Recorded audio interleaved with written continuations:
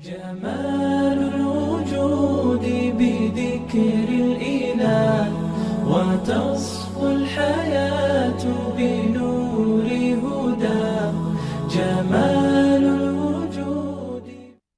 به نام عزت پاک با عرض سلام و ادب و احترام. السلام علیکم و رحمت الله و برکاته. خوش آمدید به برنامه اسلام و علم معاصر. ما در این برنامه ها آیت های قرآن و حدیث ها را به تحقیقات علمای همین زمانه مقایسه میکنیم.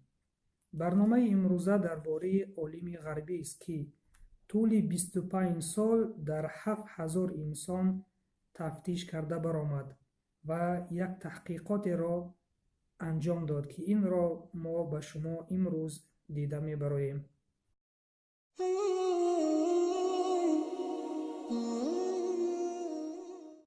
مارتین شیبلی یکی از عالمان دانشگاه‌های لندن تحقیقات گذراند که این بر ضد بیماری‌های قلبی بود، یعنی بیماری‌های دلتنگی، خستگی، آزردگی و پریشان خاطری.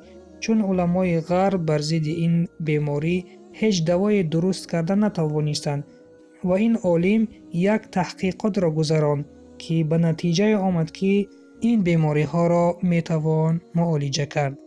مارتین شیبلی این تحقیقات خود را در دوام 25 سال در 7000 انسان تفتیش کرد.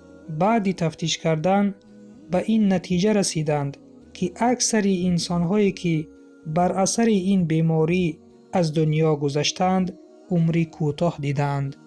یعنی این عالم می گوید که بیماری قلب سبب عمر کوتاه دیدن این شخصان شد و علاج این بیماری در برآوردن حاجت برادر خود است.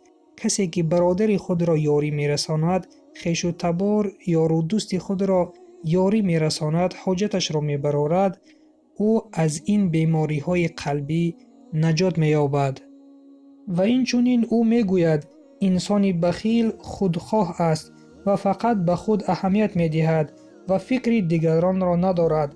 این گونه انسان‌های بخیل زود به بیماری‌های دل گرفتار می‌شوند و سبب وفات آنها در آن است که این گونه انسان‌ها هدف زندگی خود را از دست دادند، یعنی از راه زندگی بیرون برآمدند. وقتی که انسان هدف زندگی را از دست می‌دهد، زندگی برای وی قیمتی ندارد و زود بیمار شده وفات می‌کند. عالمان غرب برای این بیماری ها دارو نیافتند و در آخر بعد از گذرانیدن تحقیقات علمی به خلاصه رسیدند که یاری دادن به دیگران، حاجت دیگران را برآوردن، این بهترین دارو بر ضد این بیماری ها است. این بود تحقیقات علمی مارتین شیبلی که سال 2010 آن را کشف کرد. آیا این تحقیقات یگان علاقه به حدیث ها یا آیت ها دارد؟ البته دارد. برادر و خواهر ایمانیم، این را بدان که پیامبر اکرم صلی الله علیه و سلم 1400 سال پیش ما را وادار کردند که حاجت برادر خود را برآریم. در حدیث میگویند کسی که حاجت برادر خود را برآرد، خداوند حاجت او را میبرآرد.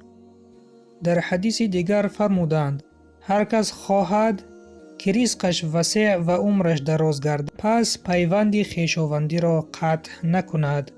روایت بخاری. و در حدیث دیگر فرمودند هر کی دوست دارد که عمرش دراز، رزقش فراخ و مردن بعد از او دفع گردد، پس از الله بترسد و پیوند خویشاوندی را نگاه دارد.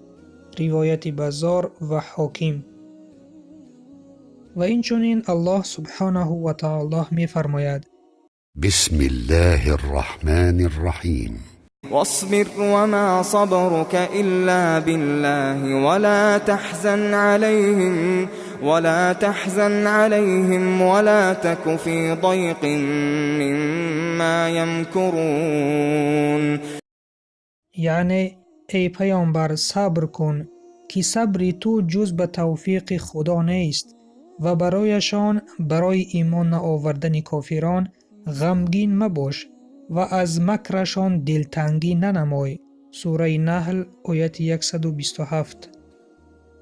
ببینید در این آیت خداوند اول پیامبر را به صبر کردن امر کرده است و دوم میگوید که غمگین مباش و دلتنگی ننمای. وقتی که انسان این آیت را تکرار به تکرار خوانده مضمون آن را میفهمد، او احساس میکند که خداوند با اوست و وقتی که احساس کرد که خداوند با اوست، قلب او آرام میگردد و هیچگاه غمگین و دلتنگ و اندوه و ناامیدواری او را نمیگیرد. وقتی که قلبش آرام گشت، او از این بیماری های قلبی امین میماند. پس بیایید برادران و خواهران عزیزم، از همین رو سر کرده عیب برادران خود را پوشانیم و حاجت آنها را برآورده گردانیم. به پدر و مادر، یار و دوست و برادر، خویش و تبار یاری رسانیم. سختی و مصیبت آنها را به خاطر روزگی الله تعالی برآورده گردانیم. وقتی که ما می‌بینیم عالمان غرب در این عصر 21 با تجهیزات‌های نوترین کشفیات گذرانیده، به یک نظریه می‌آیند که این نظریه در دین ما 1400 سال پیش بوده است. پس خداوند را شکر گفته میگوییم الحمدلله علی نعمت الاسلام، یعنی حمد و ثنا بر خداوند که ما را مسلمان خلق کرد. برادر و خواهر ایمانیم، پس به ما معلوم گشت که سبب آرامش قلب‌های ما این در آن خرسندی است که بعد از برآوردن حاجت برادر خود در ما پیدا می شود و این چونین احساس کردن که الله همیشه با ماست. پس با برآوردن حاجت برادر خود و با یاد الله قلب‌های خود را آرام بگردانیم که این سبب می شود از بیماری های قلبی با اذن الله امین می مانیم. و سلام بر آن شخصانی که راه هدایت را پیشه گرفتند.